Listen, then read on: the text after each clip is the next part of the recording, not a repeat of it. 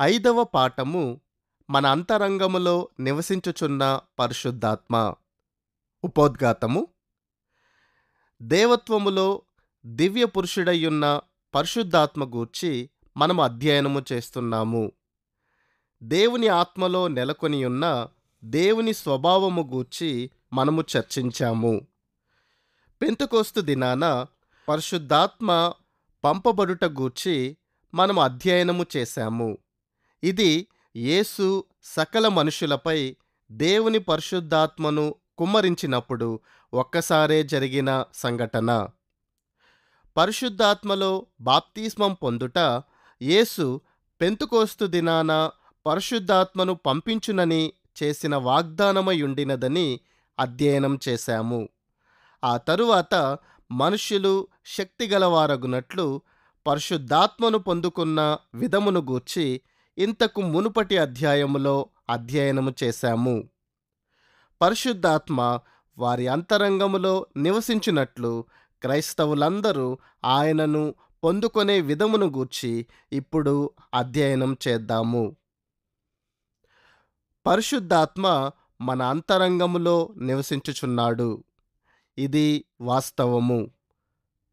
సువార్తలలో ఇయ్యబడిన తొలి వాగ్దానము. అపోస్తలుల కార్యములు 2వ అధ్యాయం 38వ వచనం ప్రకారం వారి పాపము మరియు దుర్నీతి గూర్చి ఒప్పింపబడిన వారు 3000 మంది ఉండిరి.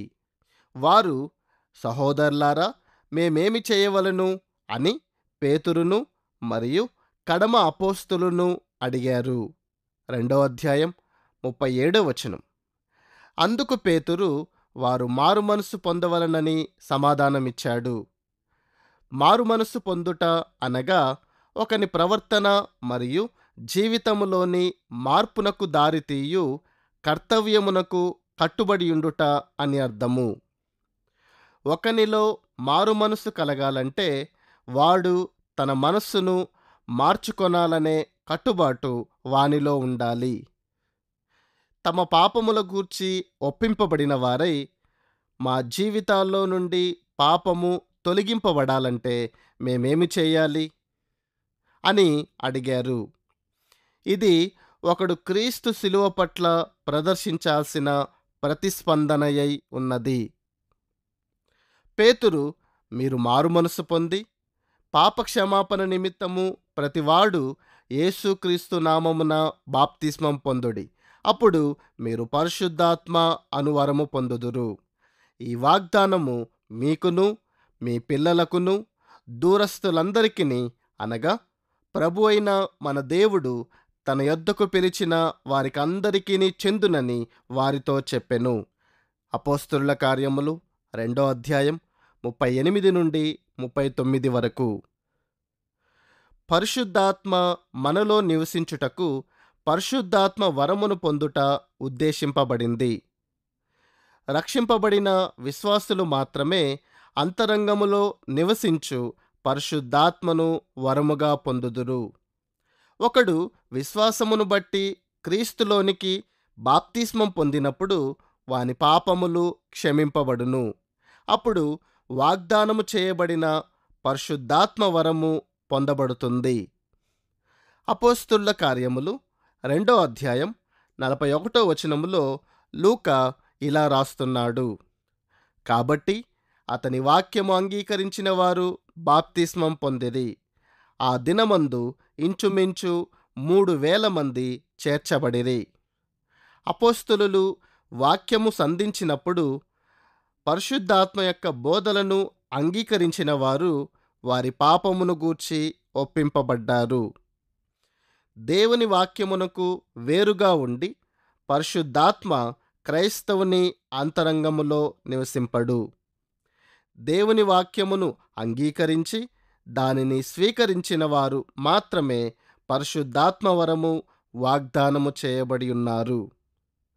మన హృదయములో నిలిచియున్న ఆయన యొక్క సందేశముతో కూడా పరిశుద్ధాత్మ మన అంతరంగములో నిజముగా నివసిస్తాడు. పరిశుద్ధాత్మను పొందినవారు విధేయులైన విశ్వాసుల అంతరంగములో నివసించుటకు పరిశుద్ధాత్మ అనుగ్రహింపబడెను. పరిశుద్ధాత్మను వరముగా పొందుట గూర్చి అపోస్తలుల కార్యములు 5వ అధ్యాయం 32వ వచనము కూడా చర్చిస్తుంది. మనమిక్కడ కొందరికి అద్భుత కార్యములు చేయు శక్తినిచ్చిన పరిశుద్ధాత్మ గూర్చి చెప్పుకొనడం లేదు, కాని రక్షింపబడిన ప్రతి శిష్యుడు పొందు ఆత్మను గూర్చి చెప్పుకొనుచున్నాము. ఇది వాని శరీరములోని ఆత్మలో పరిశుద్ధాత్మ నివసించుటయై ఉన్నది. అపోస్తలుల కార్యములు 5వ అధ్యాయంలో పేతురు సన్హెడ్రిన్ మహాసభ ఎదుట నిలువబడి తన విశ్వాసమును గూర్చియు అతనికి క్రీస్తునందున్న భయభక్తుల గూర్చియు మాట్లాడుచున్నాడు. క్రీస్తు పునరుత్థానమునకు మరియు క్రీస్తు ద్వారా సాధ్యమయ్యే పాప క్షమాపణకు అతడు సాక్ష్యమయ్యున్నట్టు సాధికారముతో చెప్పుతున్నాడు.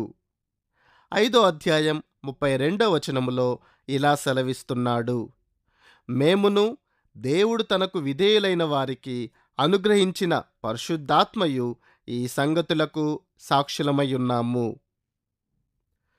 అంతరంగములో నివసించు పరిశుద్ధాత్మ స్వభావము.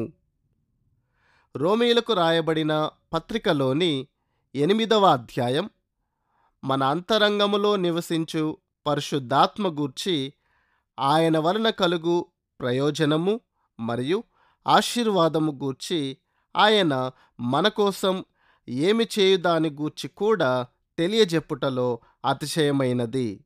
ఉదాహరణకు రోమీయులకు రాసిన పత్రిక 8వ అధ్యాయం 9 నుండి 11 వచనాలు ఇలా సెలవిస్తున్నాయి: దేవుని ఆత్మ మీలో నివసించుచున్న ఎడల మీరు ఆత్మ స్వభావము గలవారే గాని శరీర స్వభావము గలవారు కారు. ఎవడైనను క్రీస్తు ఆత్మ లేనివాడైతే వాడాయన వాడు కాడు. క్రీస్తు మీలో ఉన్న ఎడల మీ శరీరము పాపం విషయమై మృతమైనది గాని మీ ఆత్మ నీతి విషయమై జీవము కలిగి ఉన్నది. మృతులలో నుండి యేసుని లేపిన వాని ఆత్మ మీలో నివసించిన ఎడల మృతులలో నుండి యేసుక్రీస్తును లేపినవాడు చావునకు లోనైన మీ శరీరములను కూడా మీలో నివసించుచున్న తన ఆత్మ ద్వారా జీవింపచేయును. విశ్వాసి అయిన వానిలో దేవుని ఆత్మ నివసించుచుండవలనని ఈ వాక్య భాగము బోధిస్తుంది. ఒకనిలో పరిశుద్ధాత్మ లేనట్లయితే వాడు క్రీస్తువాడు కాడు. అందువలననే మనము ఇంతకుముందు అపోస్తలుల కార్యములు 19వ అధ్యాయమును అధ్యయనము చేయుచుండినప్పుడు వారు బాప్తిస్మం పొందినప్పుడు పరిశుద్ధాత్మను పొందారో లేదో అని పౌలు ఎఫెసీ పట్టణములోని శిష్యులను ప్రశ్నించిన విషయాన్ని గమనించాము. దానికి జవాబుగా పరిశుద్ధాత్మ అనుగ్రహింపబడుననే సంగతి వారికి తెలియదన్నారు. అందుచేత వారు క్రీస్తులోనికి బాప్తిస్మం పొందవలసిన అవసరతను పౌలు వారికి వివరించాడు. పరిశుద్ధాత్మ మన అంతరంగములో నివసించినట్లయితే మనము దేవుని వారము కాము. పరిశుద్ధాత్మ సంఘములో నివసించును. కొరింథీయులకు రాసిన మొదటి పత్రిక 3వ అధ్యాయం ప్రకారం పరిశుద్ధాత్మ క్రైస్తవుని అంతరంగములో తద్వారా సంఘములో నివసిస్తాడని మనము గ్రహిస్తున్నాము. కొరింథీయులకు రాసిన మొదటి పత్రిక 3వ అధ్యాయం 16వ వచనములో పౌలు ఇలా సెలవిస్తున్నాడు: మీరు దేవుని ఆలయమై ఉన్నారనియు దేవుని ఆత్మ మీలో నివసించుచున్నాడనియు మీరెరుగరా?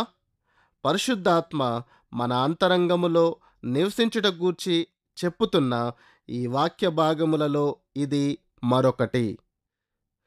ఆలయములో నివసించు పరిశుద్ధాత్మను గూర్చి పౌలు కొరింథీయులకు రాసిన మొదటి పత్రిక 6వ అధ్యాయం 19 నుండి 20 వచనములో చెప్పుతున్నాడు. ఈ సందర్భంలో వారు దుర్నీతిని, జారత్వమను పాపమును వారి జీవితాల్లోనికి అనుమతించకూడదని పౌలు దేవుని ప్రజలను విన్నవించుకుంటున్నాడు. ఇటువంటి పాపము దేవునికి మాత్రమే విరోధమైనది కాదు, కానీ ఒకని దేహమునకు కూడా విరోధమైనదే. మన దేహము పాపము కోసము కాదు, కానీ ప్రభు కొరకే ఉద్దేశింపబడింది. ఇలా చెప్పుతూ ఈ క్రింది విధంగా వారికి జ్ఞాపకం చేస్తున్నాడు. మీ దేహము దేవుని వలన మీకు అనుగ్రహింపబడి మీలోనున్న పరిశుద్ధాత్మకు ఆలయమై ఉన్నదని మీరెరుగరా? మీరు మీ సొత్తు కారు, విలువ పెట్టి కొనబడిన వారు గనుక మీ దేహముతో దేవుని మహిమపరచుడి. అపోస్తలుడైన పౌలు ద్వారా పరిశుద్ధాత్మ ఇంతకంటే ఎక్కువ స్పష్టం చేసి ఉండడు. పరిశుద్ధాత్మ మన దేహములలో నివసిస్తున్నాడు గనుక మన దేహము పరిశుద్ధాత్మకు ఆలయము. మన అంతరంగములో నివసించడానికి దేవుడు మనకు పరిశుద్ధాత్మను ఎప్పుడు అనుగ్రహిస్తాడు? మనము విశ్వాసముతో మన పాపముల క్షమాపణార్థమై బాప్తిస్మం పొందినప్పుడు ఆయన తన పరిశుద్ధాత్మను మనకు అనుగ్రహిస్తాడు. తిమోతికి అందింపబడిన బోధల ప్రమాణ హితమును కాపాడవలనని పౌలు తిమోతికి రాసిన 2వ పత్రికలో విశ్వాసము ద్వారా తనకు కుమారుడైన తిమోతిని విన్నవించుకుంటున్నాడు. తిమోతికి రాసిన 2వ పత్రిక 1వ అధ్యాయం 13 నుండి 14 వచనములో ఇలా సెలవిస్తున్నాడు.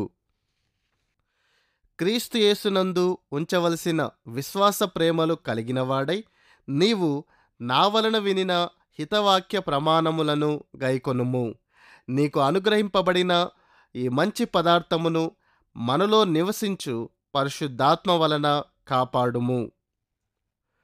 పరిశుద్ధాత్మ మనలో నివసించుచున్నాడని ఈ వాక్య భాగము స్పష్టంగా తెలియజెప్పుతున్నది. పరిశుద్ధాత్మకు క్రైస్తవునితో గల సంబంధము ఒక ముద్ర అనగా సీల్. మన అంతరంగములో నివసించు పరిశుద్ధాత్మ మనకు ఏమవుతాడు? పరిశుద్ధాత్మ మనకు ముద్ర అవుతాడని ఎఫెసీయులకు రాసిన పత్రిక 1వ అధ్యాయం 13 నుండి 14 వరకు, కొరింథీయులకు రాసిన 2వ పత్రిక 5వ అధ్యాయం 5వ వచనం మరియు గలతీయులకు రాసిన పత్రిక 4వ అధ్యాయం 6వ వచనము సెలవిస్తున్నాయి. ఈ ముద్ర ఒకడు దేవుని బిడ్డయై ఉన్నాడనుటకు రుజువు. అంతేగాక మనము మన దేహములతో దేవుని మహిమపరచవలననుటకు మనకొక గొప్ప ప్రోత్సాహకము.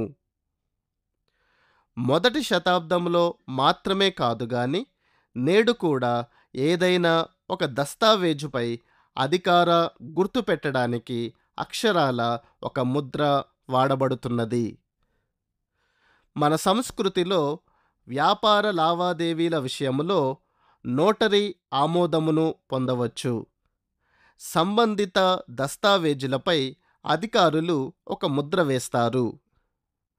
వివాహ ధృవప్రతంపై లేదా డ్రైవింగ్ లైసెన్సుపై ఒక ముద్ర వేయబడుతుంది. నీకియ్యబడిన ధృవపత్రం ప్రామాణికమైనదనియు అది ప్రభుత్వ అధికారముతో కూడినదనియు అది రుజువు చేస్తుంది.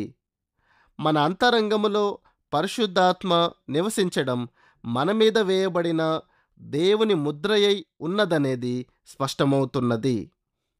ఒక దస్తావేజుపై వేయబడిన ముద్ర ఆ దస్తావేజును ప్రామాణికమైన దానిగా చేస్తూ ఒకని స్వామిత్వమును సూచిస్తున్నట్టే మనము దేవునికి చెందిన వారమై ఉన్నామనుటకు మన అంతరంగములోని పరిశుద్ధాత్మ రుజువై ఉన్నాడు. ఇదే అన్వయము మనము ప్రామాణికమైన దేవుని కుమారులము లేదా కుమార్తెలమగుటకు అన్వయింపబడుట గూర్చి ఒకసారి ఆలోచించండి.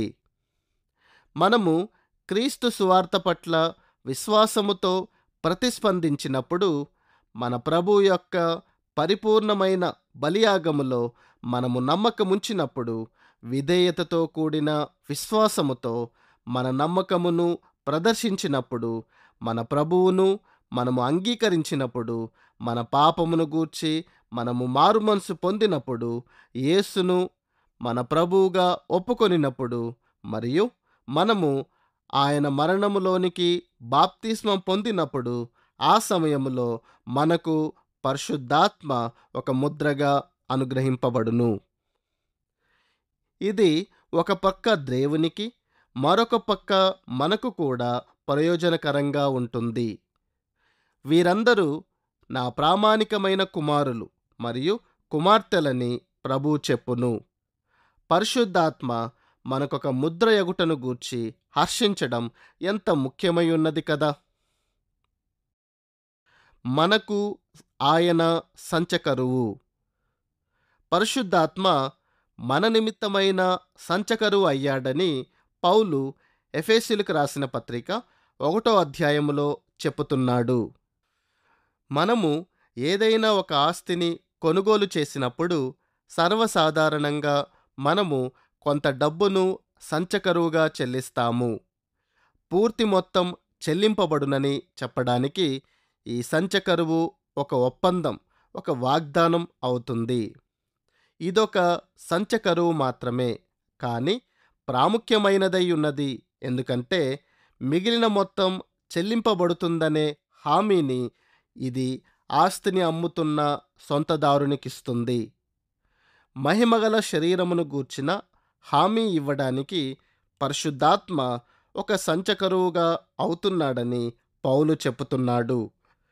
కొరింథీయులకు రాసిన 2వ పత్రిక 5వ అధ్యాయం 1-5 వచనాలలో యేసు తిరిగి వచ్చినప్పుడు లేదా మనము భౌతికంగా మరణించక మునిపే క్రీస్తు వచ్చినట్లయితే మనము పొందబోవు మహిమపరచబడిన శరీరము గూర్చి పౌలు మాట్లాడుతున్నాడని మనము చూడవచ్చు. మనము మహిమపరచబడిన శరీరము పొందుతామని చెప్పడానికి మనకు హామీ ఏమున్నది? మనకు దేవుని వాగ్దానమున్నది. ఆ వాగ్దానము మనము ప్రస్తుతము కలిగి ఉన్న దేహములో నివసించు పరిశుద్ధాత్మను గూర్చినదై ఉన్నది. కుమారత్వమును గూర్చిన రుజువు. మనము కుమారులమై ఉన్నందువలన దేవునితో ప్రత్యేకమైన సంబంధం కలిగి ఉన్నామని పౌలు గలతీయులకు రాసిన పత్రిక 4వ అధ్యాయం 6వ వచనములో చెబుతున్నాడు.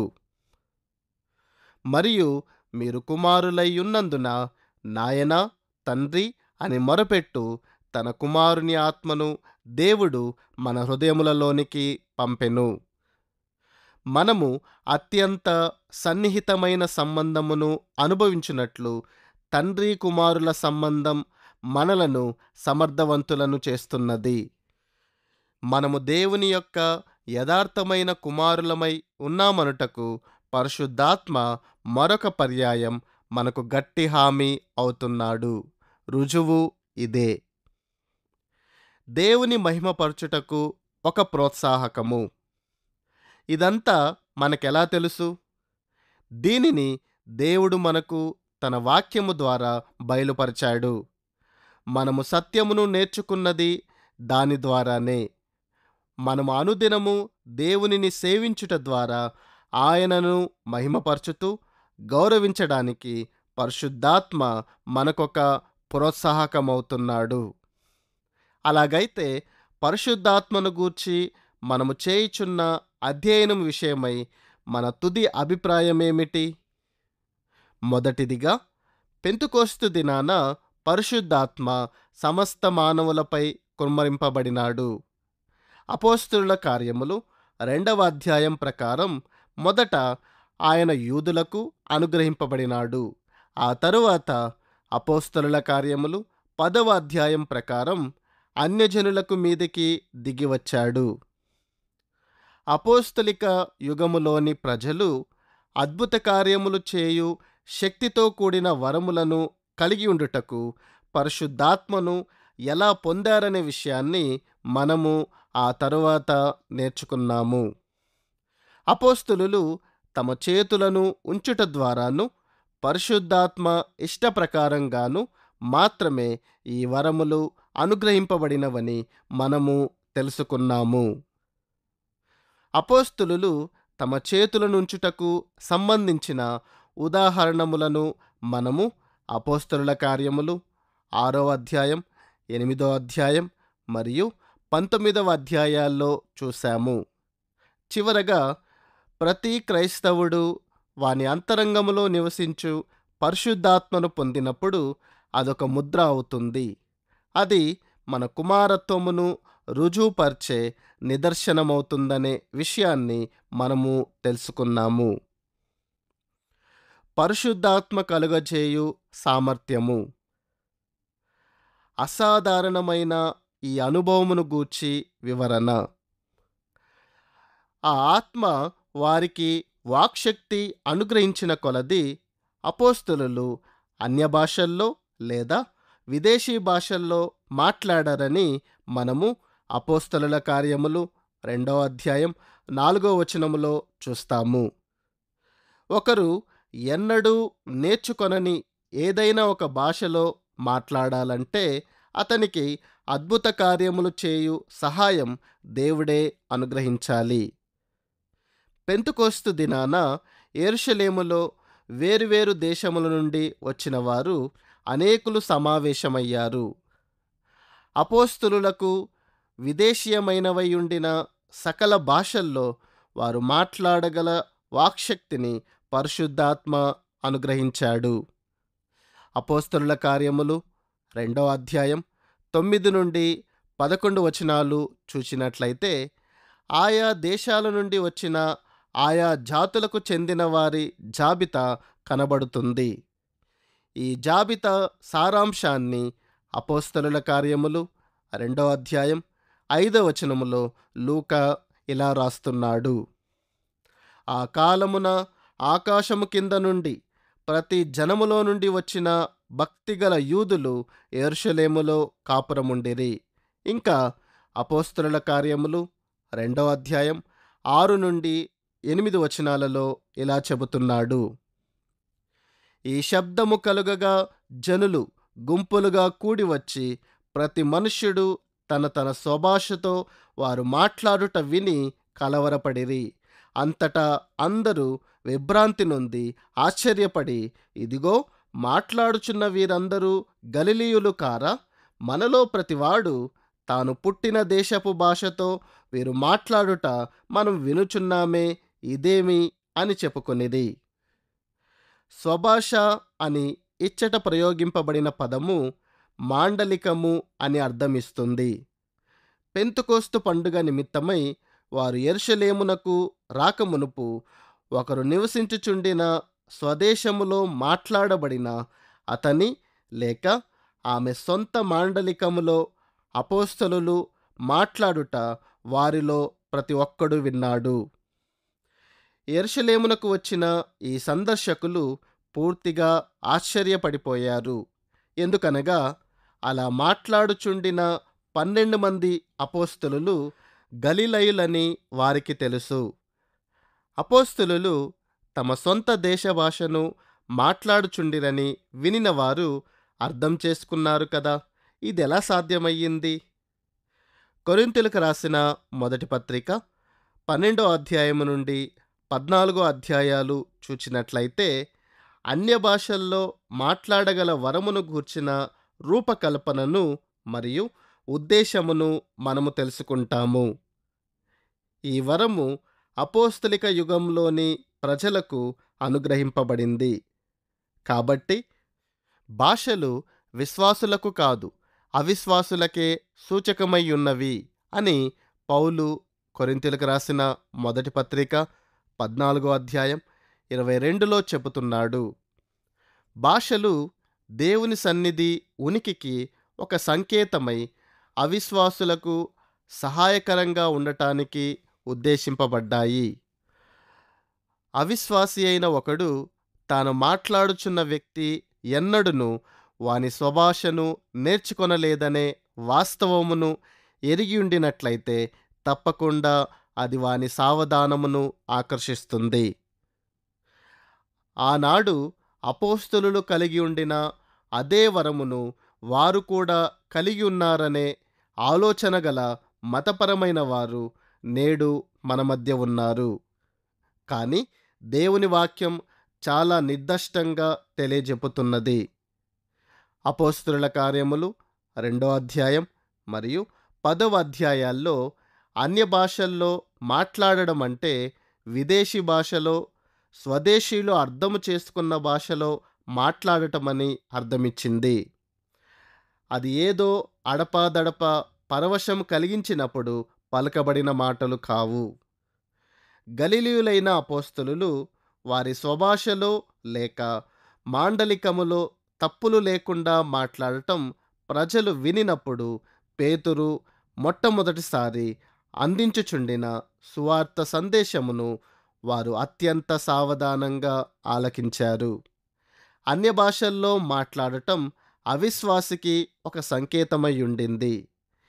అది సరిగ్గా వరము అనుగ్రహింపబడిన ఉద్దేశమునే చక్కగా నెరవేర్చింది. భాషల్లో మాట్లాడటం అంటే దేవుని తట్టు మాట్లాడటమని అర్థము, కానీ మనుషుల తట్టు కాదు. పరిశుద్ధాత్మ పంపబడుట మరియు పరిశుద్ధాత్మ చేత శక్తి పొందుటను గూర్చిన వివరాన్ని తెలియజెప్పటానికి పేతురు లేచి నిలబడబోతుండగా ప్రజలంతా ఇంకా అంతకు మునుపు జరిగిన దాని గూర్చే మాట్లాడుకుంటున్నారు. వారు చూపిన ప్రతిచర్య గూర్చి అపోస్తలుల కార్యములు 2వ అధ్యాయం 12వ వచనం ఇలా చెబుతుంది. అందరూ విభ్రాంతి నొంది ఎటూ తోచక ఇదేమగునో అని ఒకనితోనొకడు చెప్పుకొనిది. అపోస్తలులు మత్తెక్కేటంతగా మద్యం పుచ్చుకున్నారంటూ జనసమూహములోని కొందరు వారిని అపహాస్యము చేయుచుండిరి. ఇంతవరకు అపోస్తలులలో ప్రతి ఒక్కడు ఆ సందర్భములో సమావేశమై ఉండిన సకల దేశాల వారి భాషల్లో మాట్లాడారు. అపోస్తలులకు ప్రతినిధి అయ్యుండిన పేతురు ఈ జనసమూహమును ఉద్దేశించి మాట్లాడసాగాడు. ఇప్పుడు కొరింథీయులకు రాసిన మొదటి పత్రిక 14వ అధ్యాయం 1 నుండి 2 వచనాలపైన చెప్పిన వచనాలకు అన్వయింపబడినట్లయితే, మొదటి శతాబ్దంలో ప్రజలు అన్య భాషల్లో మాట్లాడు వరమును ఉపయోగించుకున్నప్పుడు వారు ప్రత్యేకంగా మనుషుల తట్టు మాట్లాడలేదు, కానీ దేవుని తట్టు మాట్లాడారని అర్థమవుతుంది. వారు విదేశీ భాషలో ప్రార్థన చేయవచ్చు లేదా దేవునిని స్తుతించవచ్చు. ప్రజలు దానిని అర్థం చేసుకుంటారు, కానీ అది ప్రత్యేకంగా దేవునికే అర్పింపబడింది. పెంతుకోస్తు దినాన సంభవించింది సరిగ్గా ఇదేనని స్పష్టమవుతుంది. అపోస్తలుల కార్యములు 2వ అధ్యాయం 11వ వచనములో వీరు మన భాషలతో దేవుని గొప్ప కార్యములను వివరించుట వినుచున్నామని చెప్పుకొనిది అని వ్రాయబడి ఉన్నది. అవిశ్వాసులు దేవుని స్తుతిని లేదా దేవుని ఆశ్చర్య కార్యములను గూర్చి వారి సొంత భాషలో విన్నారు. తత్ఫలితంగా అన్య భాషలు వినడం ద్వారా వారు ప్రయోజనము పొందారు. అది దేవుని అద్భుత కార్యమును గూర్చి వారి సావధానమును ఆకర్షించుచున్నట్టుగా ఉండింది. కానీ వారు అర్థం చేసుకున్న సందేశం దేవుని ఆశ్చర్య కార్యములు ప్రకటింపబడుచుండుట.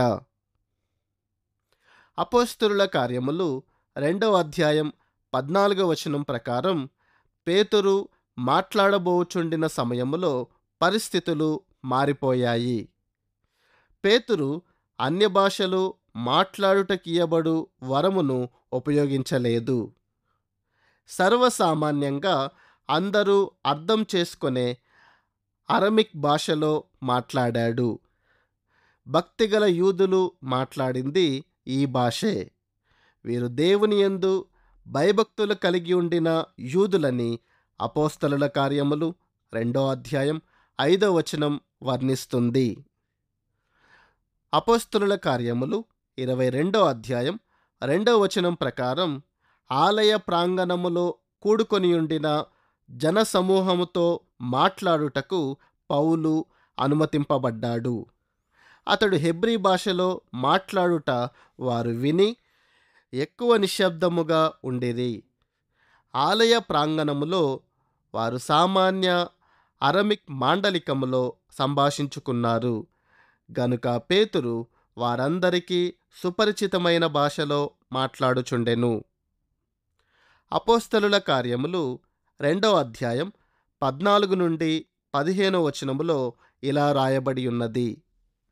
అయితే పేతురు ఆ 11 కూడా లేచి నిలిచి బిగ్గరగా వారితో ఇట్లనెను: యూదయ మనుష్యులారా, యెరూషలేములో కాపురమున్న సమస్త జనులారా, ఇది మీకు తెలియగాక.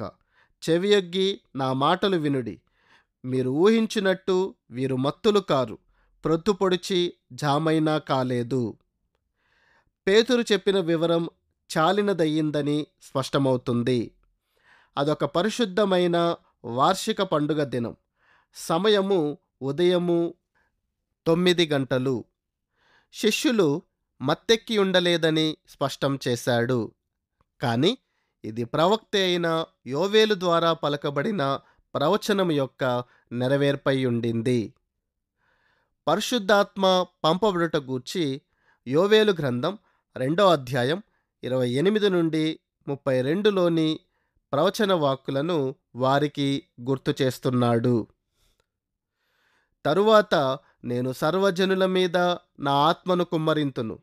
మీ కుమారులను మీ కుమార్తెలను ప్రవచనములు చెప్పుదురు. మీ ముసలివారు కలలు కందురు.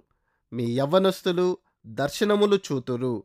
ఆ దినములలో నేను పనివారి మీదను పనికత్తెల మీదను నా ఆత్మను కుమ్మరింతును.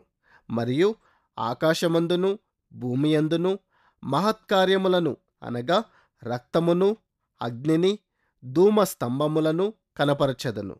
యెహోవా యొక్క భయంకరమైన ఆ మహాదినము రాకముందు సూర్యుడు తేజోహీనుడగును, చంద్రుడు రక్తవర్ణమగును. ఆ దినమున యెహోవా నామమును బట్టి ఆయనకు ప్రార్థన చేయు వారందరూ రక్షింపబడుదురు. యెరూషలేము నాశనమును గూర్చిన ప్రవచనము. అంత్యదినములు అనే పదజాలము ఎక్కువగా యూదా దేశము క్రీస్తు శకము 70లో నాశనము చేయబడక ముందటి చివరి దినములను సూచిస్తుంది. ఈ మూల గ్రంథ పాఠాన్ని సంపూర్ణంగా అర్థం చేసుకోవాలంటే మనము పాత నిబంధనలోనికి వెళ్ళి యెహోవా దినము అంటే ఏమిటో పరీక్షించి తెలుసుకోవాలి. ఈ పదముల గూర్చి మనము యెషయా గ్రంథం 13వ అధ్యాయం 6 నుండి 10 వచనాలు, 12వ అధ్యాయం 7 నుండి 19 వచనాలు, 19వ అధ్యాయం 1వ వచనం, 4వ వచనం మరియు 17వ వచనం, 34వ అధ్యాయం 4వ వచనం, 5వ వచనం మరియు 8వ వచనము. హోషేయ గ్రంథం 10వ అధ్యాయం 7 నుండి 8 వచనాలు మరియు యోవేలు గ్రంథం 1వ అధ్యాయం 15వ వచనం, 2వ అధ్యాయం 1 నుండి 2 వచనాలు, 10 నుండి 11 వచనాలు, 28 నుండి 30 వచనాలు అధ్యయనం చేయవచ్చు. వందల కొలది సంవత్సరములు యెహోవా దినము అనే పదజాలము యూదుల మనస్సులకు దేశంపై తీర్పు తీర్చడానికి దేవుడు బయలుదేరి వచ్చు దేవుని భయంకరమైన ఉగ్రత మరియు ఆయన కలుగజేయు నాశన దినము అని అర్థమిచ్చింది. ఏ లేఖనమునైనా మనము దాని సందర్భమును బట్టి అర్థం చేసుకోవాలి. క్రొత్త నిబంధనలోని కొన్ని వాక్య భాగములు కూడా యెహోవా దినమును తీర్పు దినంగా సూచిస్తాయి. వాస్తవానికి అపోస్తలుల కార్యములు 2వ అధ్యాయం 17 నుండి 21లోని సందేశం ఇదే. పెంతెకోస్తు దినాన దేవుడు ఇశ్రాయేలు దేశమును గూర్చిన తీర్పు తీర్చాడు. దేవుడు అబ్రహాముతో చేసిన నిబంధన ద్వారా ఒక యూదుడు దేవునితో నిబంధన సంబంధం గలవాడై ఉన్నాడనుటకు సున్నతి ఒక చిహ్నమై ఉండింది. 8వ దినాన నీకు సున్నతి చేయబడింది గనుక దేవునితో గల నిబంధనలోనికి ప్రవేశించావు. కాని పెంతుకోస్తు దినము మొదలుకొని విశ్వాసికి ఈ క్రింది విధంగా తెలియజెప్పబడింది: మీరు మారుమనసు పొంది పాప క్షమాపణ నిమిత్తము ప్రతివాడు యేసుక్రీస్తు నామమున బాప్తిస్మం పొందుడి. అప్పుడు మీరు పరిశుద్ధాత్మ అనువరము పొందుదురు. అపోస్తలుల కార్యములు 2వ అధ్యాయం 38వ వచనం. మానవుడు దేవునితో నిబంధనలోనికి ప్రవేశింపగల మార్గమును మార్చడానికి ఇది దేవుడు చేసిన తీర్పు. 20వ వచనములోని యెహోవా దినము అను పదజాలము యొక్క ప్రాముఖ్యత ఇదే. యేసు మరలా రానయ్యున్నాడనేది మరియు చివరిసారిగా యేసు తిరిగి వచ్చు దీనిని గూర్చే మనకు కొన్ని వాక్య భాగాలు జ్ఞాపకం చేస్తున్నాయనేది నిత్య సత్యం. అయితే మనము విషయాలను ఎల్లప్పుడూ సందర్భోచితంగా అర్థం చేసుకోవాలి. పాత నిబంధన పరిభాషా శాస్త్రమును గూర్చిన అధ్యయనము దాని లోపలి విషయాలనే అధ్యయనం చేయడమవుతుంది. ఏదేమైనా అపోస్తలుల కార్యములు 2వ అధ్యాయం 17 నుండి 21లో గల వాక్యములను అర్థం చేసుకోవడానికి పైన పేర్కొనబడిన లేఖన భాగాలు మనకు సహాయకరంగా ఉంటాయి. యెహోవా దినమును గూర్చిన మన అధ్యయనమును తరువాతి 6వ పాఠంలో కొనసాగిస్తాము. 6వ పాఠము సువార్తను గూర్చిన మొదటి ప్రసంగము. ఉపోద్ఘాతము: అపోస్తలిక బోధను లోతుగా అర్థం చేసుకుంటూ దానిని ఈ రోజుల్లో అదే విధంగా తిరిగి చెప్పటానికి మనము అపోస్తలుల కార్యములు 2వ అధ్యాయాన్ని మళ్ళీ అధ్యయనం చేయాల్సి ఉంటుంది. ఈ అధ్యాయంలో మనము గమనిస్తున్నట్టు 3,000 మంది వారి పాపమును గూర్చి ఒప్పింపబడ్డారంటే ఆ ప్రసంగం ఎంత శక్తివంతమైనదై ఉండిందో అర్థమవుతుంది. గనుక ఈ ప్రసంగాన్ని మనము విశ్లేషింపక తప్పదు. ప్రజలు ప్రభువు పట్ల నిశ్చయాత్మకంగా ప్రతిస్పందించున్నట్లు మనము ఎలా సంభాషించాలో నేర్చుకోవాలి. అపోస్తలుల కార్యములు 2వ అధ్యాయాన్ని అధ్యయనం చేసి క్రొత్త నిబంధన సంఘ స్థాపనము గూర్చి తెలుసుకోవాలి. పాప క్షమాపణ నుండి పరిశుద్ధాత్మ అను వరమును పొందు నియమమును గూర్చి మనము నేర్చుకోవాలి. ఆది అపోస్తలులు సంఘములో దేవునిని ఎలా మహిమపరిచారో గమనించాలి. మనము ఇంతకు మునుపటి పాఠములో నేర్చుకొనినట్టు యెహోవా దినము అనే పదజాలము పాత నిబంధనలో ఏమని అర్థమిచ్చిందో గ్రహించడం కూడా ముఖ్యమే. మన ప్రభువు వారితో మాట్లాడిన యూదా ప్రజలందరూ ఇదే విధమైన అవగాహన కలిగి ఉంటారు. పొంచి ఉండిన నాశనము గూర్చి ప్రజలకు తెలియచెప్పటానికి యేసు తన పరిచర్య కాలములో ఇదే విధమైన పదజాలమును ప్రయోగించాడు. మత్తయి సువార్త 24వ అధ్యాయం, మార్కు సువార్త 13వ అధ్యాయం మరియు లూకా సువార్త 21వ అధ్యాయాలు జాగ్రత్తగా చదివినట్లయితే యేసు యెరూషలేము నాశనమును గూర్చి చెప్పుచుండెనని తెలుస్తుంది. మత్తయి మరియు మార్కు సువార్తికులు దీనిని గూర్చి వ్రాసిన వివరమును అర్థం చేసుకోవడానికి ఇందుకు కీలకమై ఉన్న లూకా సువార్త 21వ అధ్యాయాన్ని తప్పక చదవవలెను. లూకా అన్యజనుడు, అందుకే తన తోటి అన్యజనులు అర్థం చేసుకోలేని యూదా పదజాలమును ప్రయోగించలేదు. యేసు తన పరిచర్య కాలములో యెరూషలేము పట్టణము నాశనము కాకమునుపు సంభవింపనయుండిన ఒక సంకేతమునిచ్చాడనేది తీర్పునకు సంబంధించిన ఈ పదజాలమును అర్థం చేసుకొనుటలో గల ప్రాముఖ్యతయై ఉన్నది. యెరూషలేము పట్టణము సైన్యము చేత చుట్టుముట్టబడుననేది ఆ సంకేతము. లూకా సువార్త 21 అధ్యాయం 20వ వచనం. లూకాసు వార్త 21 అధ్యాయములోని సంఘటనలు ఈ తరములో సంభవించునని యేసు సెలవిచ్చాడు. లూకాసు వార్త 21 అధ్యాయం 32వ వచనం. బైబిలులో ఒక తరము అనేది సుమారు 40 సంవత్సరముల కాల వ్యవధి. సంఖ్యాకాండము 32వ అధ్యాయం 13వ వచనం. గనుక యేసు వారితో మాట్లాడుచుండిన తరములోని కొందరు వారు మరణించక మునుపు యెహోవా దినమును చూస్తారు. ఈ సంకేతము మరియు సమయమును గూర్చిన యేసు బోధను మనస్కరించిన వారు యెరూషలేము పట్టణము రోమీల చేత నాశనము చేయబడక మునుపు క్రీస్తు శకము 70లో పట్టణమును విడిచి పారిపోయారు. యెహోవా దినము లేదా యెహోవా నామము అనే పదజాలమును ప్రయోగిస్తున్న ఇతర వాక్య భాగాలు ఉన్నాయి. ఉదాహరణకు రోమీలకు రాసిన పత్రిక 10వ అధ్యాయం మరియు అపోస్తలుల కార్యములు 22వ అధ్యాయము. ఇవి క్రీస్తు మరణములోనికి బాప్తిస్మం పొందినప్పుడు విశ్వాసము ద్వారా కలుగు రక్షణకు సంబంధించినవి.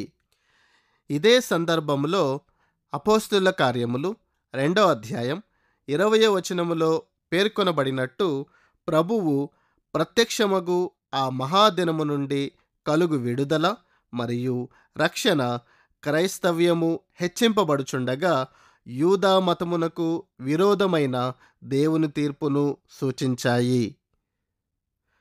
క్రీస్తు మెస్సియను గూర్చిన ప్రవచన నెరవేర్పు.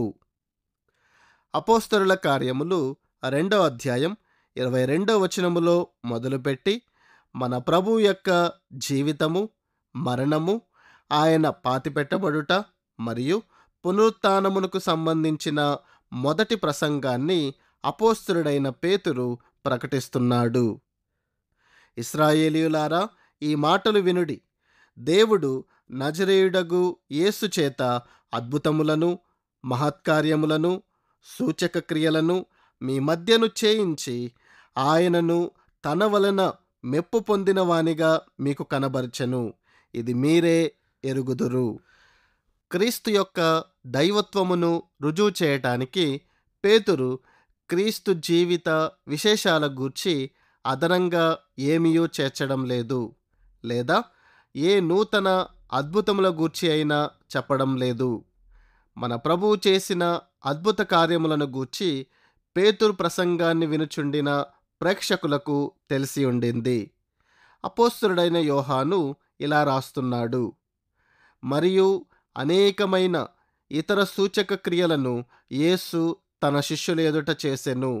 అవి ఈ గ్రంథమందు రాయబడి ఉండలేదు, గాని యేసు దేవుని కుమారుడైన క్రీస్తు అని మీరు నమ్మునట్లును, నమ్మి ఆయన నామమందు జీవము పొందునట్లును ఇవి వ్రాయబడెను. యోహాను సువార్త 20వ అధ్యాయం 30 నుండి 31 వరకు. అవిశ్వాసులను విశ్వాసులనుగా చేయడానికి ఈనాడు మనకు అద్భుతములు అవసరమై ఉన్నాయని ఒకరు చెప్పారని అనుకుందాము. అందుకు మనమేమని సమాధానమిస్తాము? అవును, సరిగ్గా మీరు చెప్పిందే రైటు అంటాము. బైబిల్ తెరచి యోహాను రాసిన సువార్తలో మన కోసం రచింపబడి ఉన్న గొప్ప సూచక క్రియల గూర్చి చదవండి. ఆ అద్భుతములన్నిటి గూర్చి, ప్రత్యేకంగా క్రీస్తు పునరుత్థానమునకు సంబంధించిన అద్భుతము గూర్చి చదవండి. అక్కడ రాయబడి ఉన్న విషయాలను నమ్మండి. క్రీస్తునందు విశ్వాసముంచండి. ఈనాడు మనకు కొత్త సూచక క్రియ అవసరం లేదు. మనము చేయాల్సిందెల్లా ప్రేరేపింపబడిన క్రీస్తు అపోస్తలులు ఇక్కడ రాయబడి ఉన్నట్టుగా యేసు జీవితమును గూర్చి మనకు తెలియచెప్పుతున్న విషయాలను నమ్మడమే. దేవుడు నజరేయుడగు యేసును తన వలన మెప్పు పొందిన వానిగా మీకు కనబరచెను అని పేతురంటున్నాడు. అపోస్తలుల కార్యములు 2వ అధ్యాయం 22వ వచనం. అనగా దేవుడు మీకు అనుగ్రహించినవాడు ఆయనే అయ్యుండెనని మరొక మాటలో చెప్పుకొనవచ్చు. దీనిని దేవుడు ఎలా చేశాడు? అద్భుత కార్యములను చేయు వరములు మరియు మహత్కార్యములతో అనుగ్రహించాడు. అద్భుతములు మరియు సూచక క్రియల వలన కలగాలని ఉద్దేశింపబడిన పరిణామం ఇదే. నేను దేవుని కుమారుడను గనుక ఇప్పుడు మీరు నమ్మండి అని చెప్పుచుండినది ఏదో చేయబడింది. దేవుడు ఈ సూచక క్రియలను మరియు మహత్కార్యములన్నిటినీ మీ మధ్య చేశాడు. ఈ విషయం పేతురు ప్రేక్షకులకు తెలిసిందే. చేయబడిన అద్భుతాలు ఎక్కడో ఒక మూలాన కొందరికి మాత్రమే ఎరుకయ్యేటట్లు రహస్యంగా చేయబడలేదు. అవన్నీ బహిరంగంగా చేయబడ్డాయి గనుక అవి ప్రజలందరికీ ఎరుకే. పేతురు తన ప్రసంగాన్ని 2వ అధ్యాయం 23వ వచనములో కొనసాగిస్తున్నాడు. దేవుడు నిశ్చయించిన సంకల్పమును ఆయన భవిష్యత్ జ్ఞానమును అనుసరించి అప్పగింపబడిన ఈయనను మీరు దుష్టుల చేత సిలువ వేయించి చంపితిరి. ఈ ప్రకటన భక్తిపరులైన యూదా ప్రేక్షకులకు ఏమని అర్థమిచ్చిందో మనము తెలుసుకోవాలి. రానయ్యుండిన మెస్సియ తృణీకరింపబడును, శ్రమనొందును, మరణించును మరియు మరలా లేపబడునని పాత నిబంధన ముందుగానే తెలియజెప్పిందనే విషయం వారిలో ఎక్కువ మందికి అర్థం కాలేదు.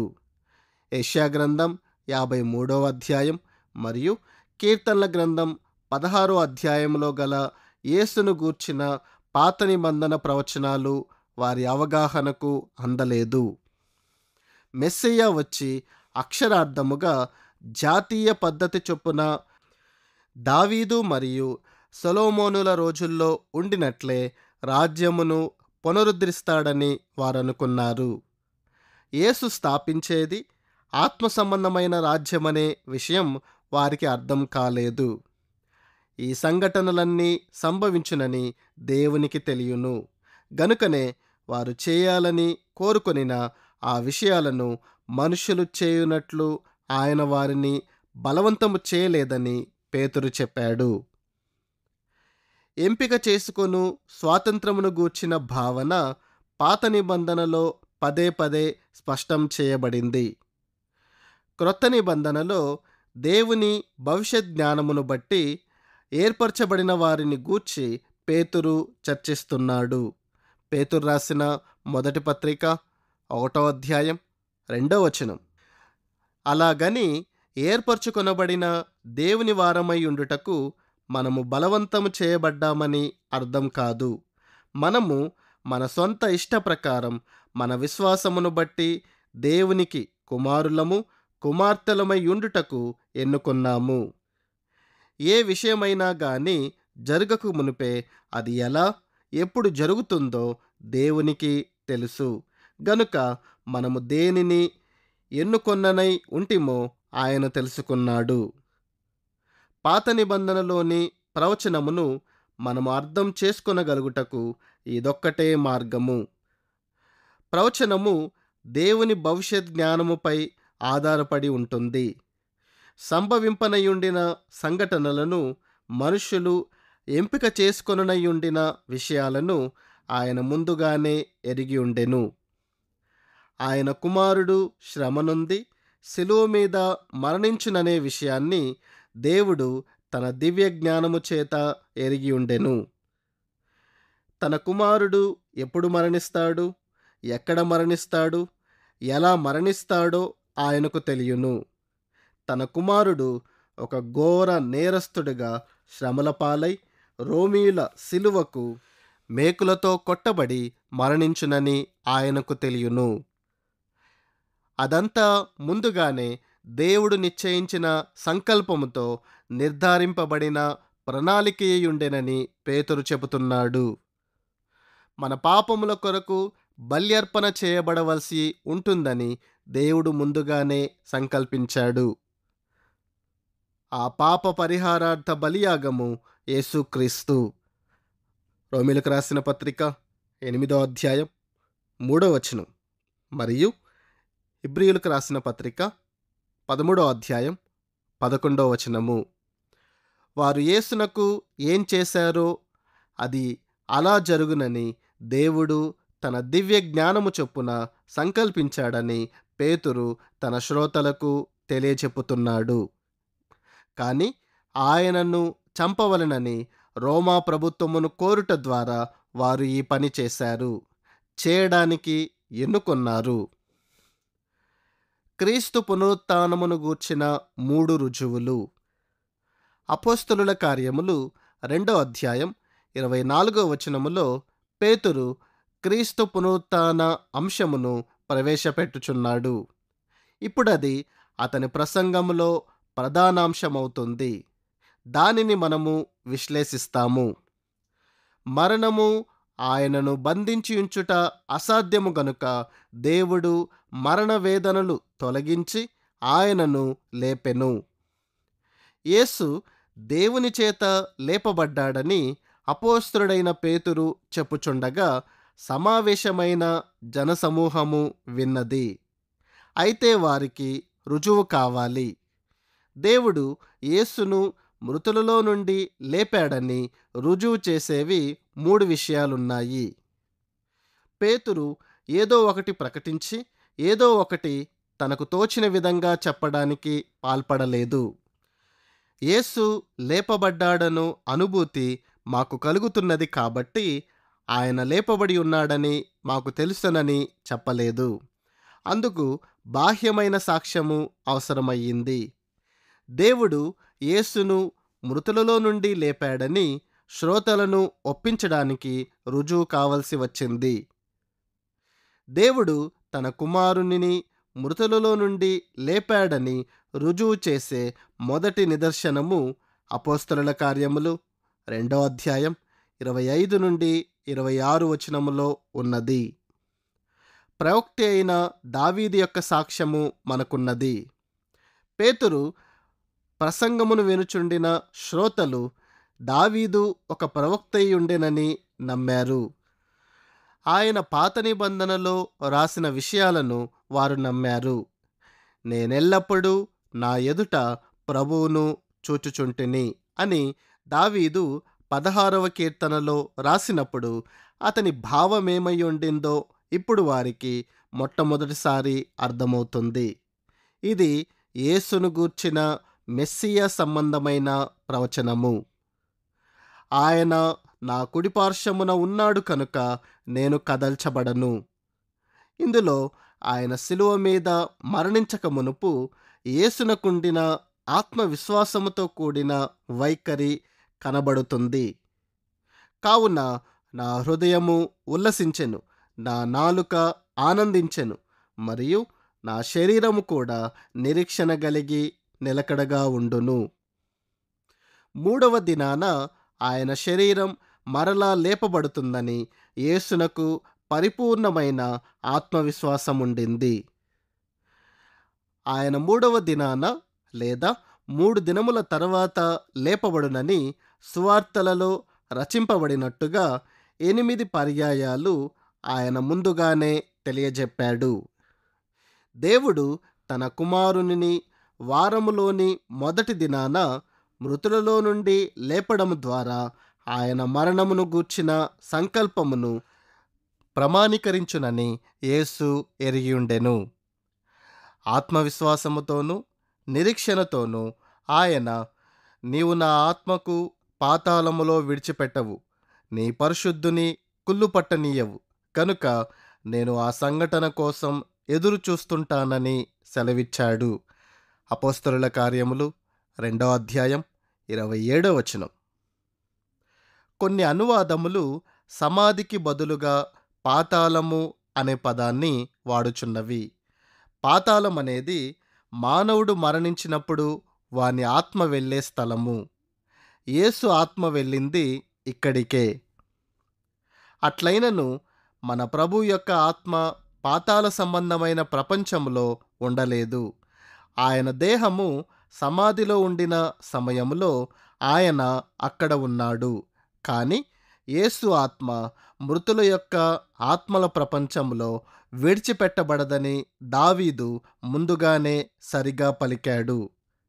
ఇతర దేహములు కుళ్ళిపోవునట్టు యేసు దేహము కూడా కుళ్ళిపోవుటను దేవుడు అనుమతించలేదు. నాకు జీవమార్గములు తెలిపితివి, నీ దర్శన అనుగ్రహించి నన్ను ఉల్లాసముతో నింపెదవు. అపోస్తలుల కార్యములు 2వ అధ్యాయం 28వ వచనం. ఆయన శిలువ మరణమును సమీపిస్తూ, ఆవేదన అనుభవిస్తూ, బాధపడుతూ, శ్రమనొందుచుండిన సమయములో సైతము మన ప్రభువు కలిగి ఉండిన ఆత్మవిశ్వాసముతో కూడిన వైఖరిని గూర్చి మనము నేర్చుకుంటాము. పేతురు ఇంతకు ముందే ఉల్లేఖించి చెప్పిన 16వ కీర్తన గూర్చిన అన్వయము అపోస్తలుల కార్యములు 2వ అధ్యాయం 29వ వచనములో ఉన్నది. సహోదరులారా, మూలపురుషుడగు దావీదును గూర్చి మీతో నేను ధారాళముగా మాట్లాడవచ్చును. అతడు చనిపోయి సమాధి చేయబడెను. అతని సమాధి నేటి వరకు మన మధ్య ఉన్నది. ప్రాకారములు కలిగి ఉండిన యెరూషలేము పట్టణము లోపల పాతిపెట్టబడిన కొందరిలో దావీదు ఒకడు. పేతురు దావీదు గూర్చి చెప్పుచుండినప్పుడు బహుశా దావీదు సమాధి వైపు తన చెయ్యెత్తి చూపించి ఉండవచ్చు. దేవుని మూలపురుషుడగు దావీదు మరణించాడు, పాతిపెట్టబడ్డాడని పేతురు చెప్పాడు. దావీదు మరణించినప్పుడు అతని ఆత్మ ఎక్కడికి వెళ్ళిందో ఆయన చెప్పలేదు. పేతురు దావీదు యొక్క దేహము గూర్చి చెప్పుచుండెను. పేతురు దావీదు యొక్క దేహమును గూర్చి మాట్లాడుచుండెను గనుక అపోస్తలుల కార్యములు 2వ అధ్యాయం 30వ వచనం ఇలా సెలవిస్తున్నది. అతడు ప్రవక్త అయి ఉండెను గనుక అతని గర్భఫలములో నుండి అతని సింహాసనం మీద ఒకనిని కూర్చుండబెట్టుదును అని దేవుడు తనతో ప్రమాణపూర్వకముగా ఒట్టు పెట్టుకొనిన సంగతి అతడెరిగెను. సమూయేలు రాసిన 2వ గ్రంథము 7వ అధ్యాయము 12 నుండి 16 వచనములతో పోల్చి చూడుము. పేతురు తన ప్రసంగములో మొట్టమొదటనే మన ప్రభు యొక్క పునరుత్థానమును గూర్చి దావీదు చేత ముందుగా పలకబడిందని రుజువు చేశాడు. పేతురు ప్రసంగాన్ని వినుచుండిన శ్రోతలు కీర్తనల గ్రంథంలో నమ్మకముంచారు. 16వ కీర్తనలో క్రీస్తు పునరుత్థానమును గూర్చి దావీదు ముందుగా చెప్పిన విషయం యొక్క అర్థము వారికి తెలియజెప్పాల్సి వచ్చింది. పేతురు ప్రసంగములోని 2వ విషయము అపోస్తలుల కార్యములు 2వ అధ్యాయం 32వ వచనములో మొదలవుతుంది. ఈ యేసును దేవుడు లేపెను, దీనికి మేమందరము సాక్షులము. ఈ ప్రకటన యొక్క ప్రాముఖ్యత గూర్చి ఒకసారి ఆలోచించండి. 12 మంది అపోస్తలులు, 12 మంది ఆధారపడదగిన వారు, నమ్మడానికి యోగ్యమైన వారు మన ముందున్నారు. వారి సాక్ష్యమును ఎవరైనా గాని పరిశీలనగా పరీక్షించుకోవచ్చుననే ధైర్యం వారిలో ఉంటేనే తప్ప ఎవరు కూడా ఇంత గొప్ప జనసమూహము ఎదుట ఇటువంటి ప్రకటన బహిరంగంగా చేయరు. అట్లైనను అపోస్తలులు అబద్ధికులని గాని లేదా అబద్ధ సాక్షులని గాని మొదటి శతాబ్దంలో ఏ ఒక్కరైనను రుజువు చేయలేదు. అటు తరువాత 4 మరియు 5వ అధ్యాయాల్లో అపోస్తలులు సన్హెడ్రిన్ మహాసభ ఎదుటికి తేబడి జడిపించబడినారని మనము చూస్తాము. పునరుత్థానుడైన యేసు గూర్చి బోధించుచుండినందుకు సన్హెడ్రిన్ మహాసభ వారు అపోస్తలులను కొట్టారు, బెదిరించారు. ఏదేమైనా అపోస్తలులు జడిసిపోలేదు. ఎప్పటిలాగే ఆలయ ప్రాంగణములోనికి అదే సువార్త ప్రకటించారు. ఆ నామము కొరకు అవమానము పొందుటకు పాత్రులని ఎంచబడినందున వారు సంతోషించుచు మహాసభ ఎదుట నుండి వెళ్ళిపోయి ప్రతి దినము దేవాలయములోను ఇంటింటను మానక బోధించుచు యేసే క్రీస్తని ప్రకటించుచుండిరి. అపోస్తలుల కార్యములు 5వ అధ్యాయం 41 నుండి 42 వరకు. అపోస్తలులు అబద్ధ సాక్షులని ఏ ఒక్కరైనను రుజువు చేయలేదు. వారు ఆధారపడదగిన వారు, నమ్మదగిన వారు. యేసును గూర్చి వారి దగ్గర ప్రత్యక్ష సాక్ష్యం ఉండింది. అపోస్తలుల కార్యములు 1వ అధ్యాయం ప్రకారం మన ప్రభువు అపోస్తలులతో 40 దినములు గడిపాడు. ఆయన మృతులలో నుండి లేచాడని వారిని ఒప్పించాడు. ఇదిగో నా దేహమును చూడండి, నన్ను తాకండి, నా గాయములను చూడండి అని ఆయన వారితో చెప్పాడు. యేసు పునరుత్థానము గూర్చి సాక్ష్యమియ్యడానికి 12 మంది సాక్షులు ఎక్కువే.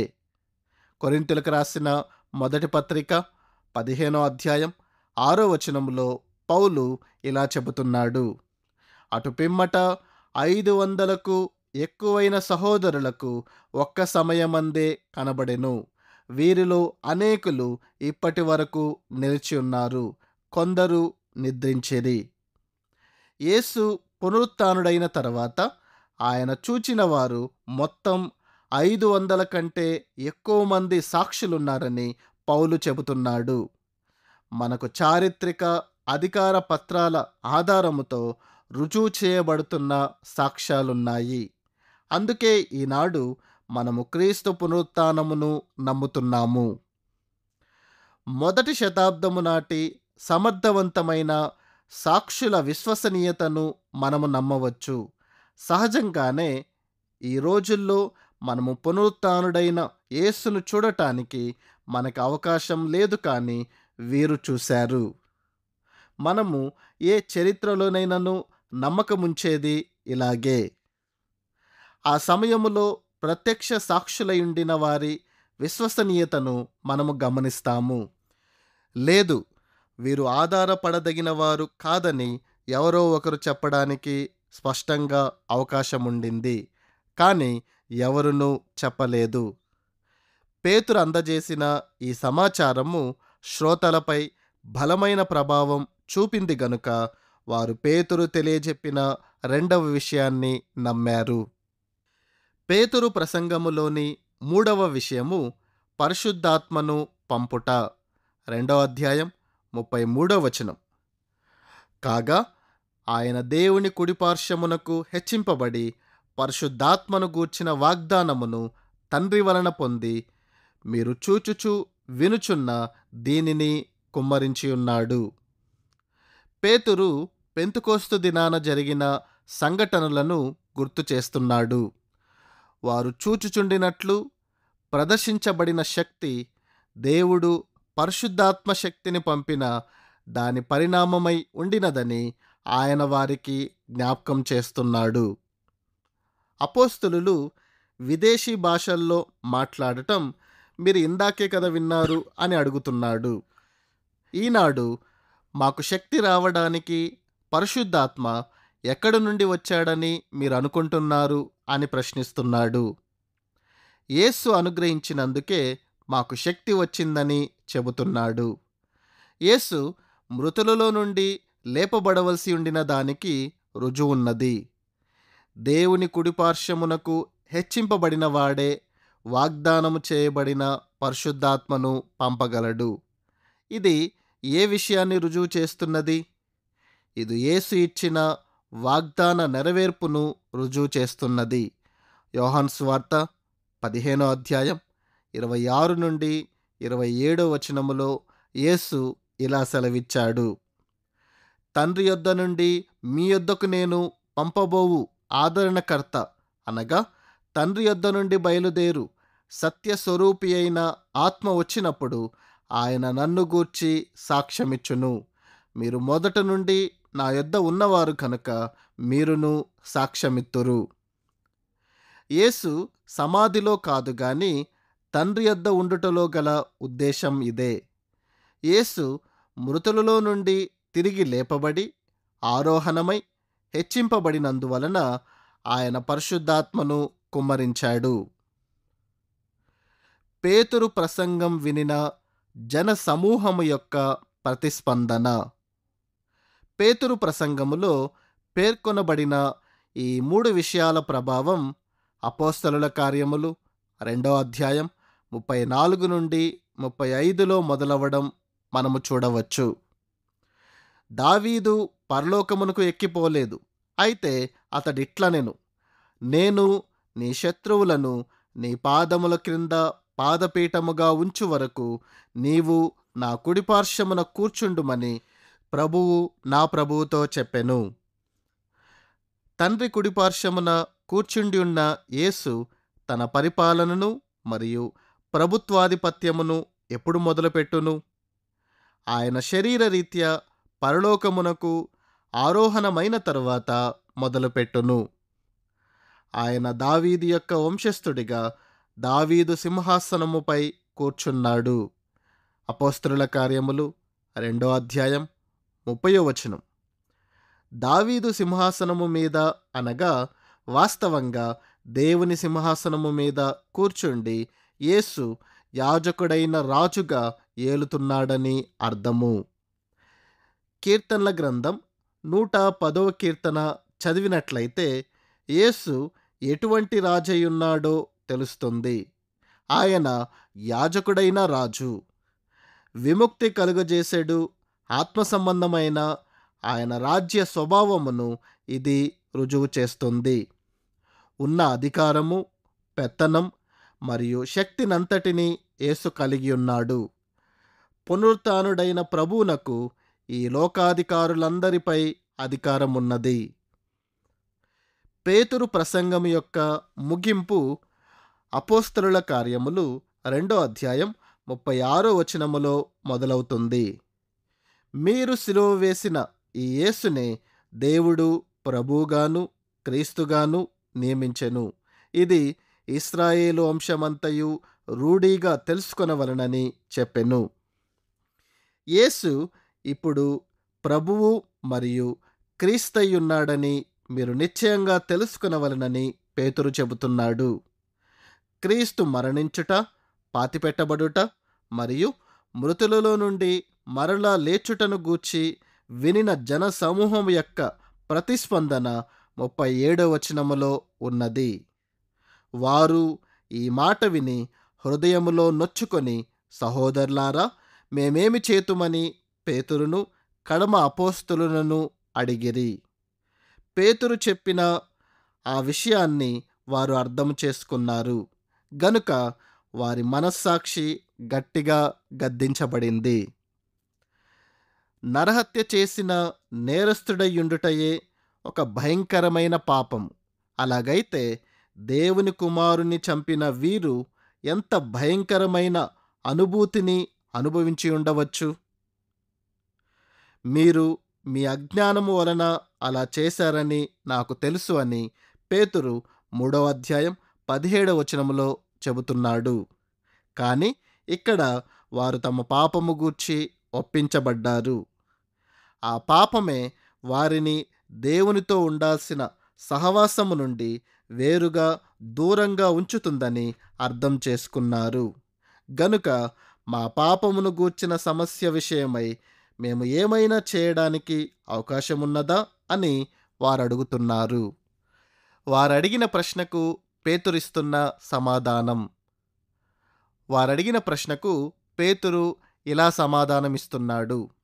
మీరు మారు మనసు పొంది పాప క్షమాపణ నిమిత్తము ప్రతివాడు యేసుక్రీస్తు నామమున బాప్తిస్మం పొందుడి. అప్పుడు మీరు పరిశుద్ధాత్మ అనువరము పొందుదురు. 2వ అధ్యాయం 38వ వచనం.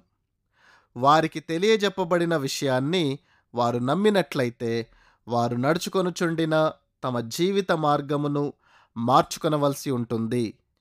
దేవుడు యేసును ప్రభువుగాను మరియు క్రీస్తుగాను నియమించాడని వారు విశ్వసించుచుండుటను బట్టి వారి పాపముల క్షమాపణార్థమై బాప్తిస్మము పొందవలసి ఉండింది.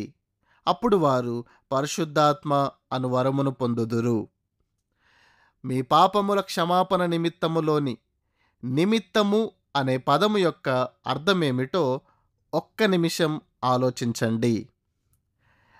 ఈజ్ అనేది సంబంధిత గ్రీకు పదమై ఉన్నది. ఈ పదము గ్రీకు క్రొత్త నిబంధనలో సుమారు 1700 సార్లు ఉపయోగింపబడింది. ఒకరు ఏదో ఒక దానిని పొందాలనే దృష్టికోణంతో ఏదైనా ఒక పని చేస్తారని అర్థమిస్తుంది. క్రొత్త నిబంధనలో ఈ పదము ఉపయోగింపబడిన విధమునకు మినహాయింపులు ఏమాత్రమునూ లేవు. ఇదే పదాన్ని మన ప్రభువు మత్తయి సువార్త 26వ అధ్యాయం 28వ వచనములో వ్రాయబడినట్లు ప్రభువు రాత్రి సమభాక్తవ్యమును వ్యవస్థీకరించినప్పుడు ఉపయోగించాడు. ఇది నా రక్తము అనగా పాప క్షమాపణ నిమిత్తము అనేకుల కొరకు చిందింపబడుచున్న నిబంధన రక్తము. ఈ పదము ఏమని అర్థమిస్తుందో అత్యంత జాగ్రత్తగా గమనించండి. ఈ పదము గత కాలమందలి ఏదో ఒక చర్యను బట్టి అని అర్థమిస్తుందని కొందరంటారు. ఈ ప్రకారంగా 2వ అధ్యాయం 38వ వచనములోని మాటలు ఇలా ఉంటాయని కొందరంటారు. మీ పాపములు క్షమింపబడినవి గనుక మారుమనసు పొంది బాప్తిస్మం పొందుడి. ఏదేమైనా అసలు విషయం ఇది కాదని గ్రీకు క్రొత్త నిబంధన మరియు గ్రీకు అకారాది నిఘంటువు స్పష్టంగా తెలియజెప్పుచున్నవి. అలాగైతే 2వ అధ్యాయం 38వ వచనములో గల వాగ్దానము ఎవరెవరికి అన్వయిస్తుంది? 2వ అధ్యాయం 39వ వచనం ఇలా చెబుతుంది: ఈ వాగ్దానము మీకును మీ పిల్లలకును దూరస్తులందరికిని అనగా ప్రభు అయిన మన దేవుడు తన యొద్దకు పిలిచిన వారికందరికీ చెందునని వారితో చెప్పెను. తెస్సలోనికైలకు రాసిన 2వ పత్రిక 2వ అధ్యాయం 14వ వచనం ఇలా సెలవిస్తుంది: మీరీలాగున రక్షింపబడి మన ప్రభు అయిన యేసుక్రీస్తు యొక్క మహిమను పొందవలనని ఆయన మా సువార్త వలన మిమ్మును పిలిచెను.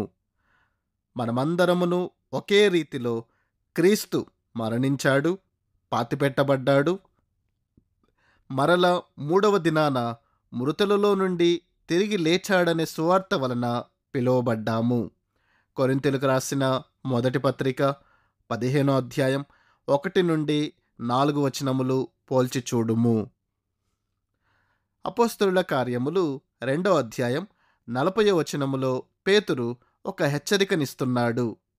ఇంకను అనేక విధములైన మాటలతో సాక్ష్యమిచ్చి మీరు మూర్ఖులగు ఈ తరము వారికి వేరై రక్షణ పొందుడని వారిని హెచ్చరించెను.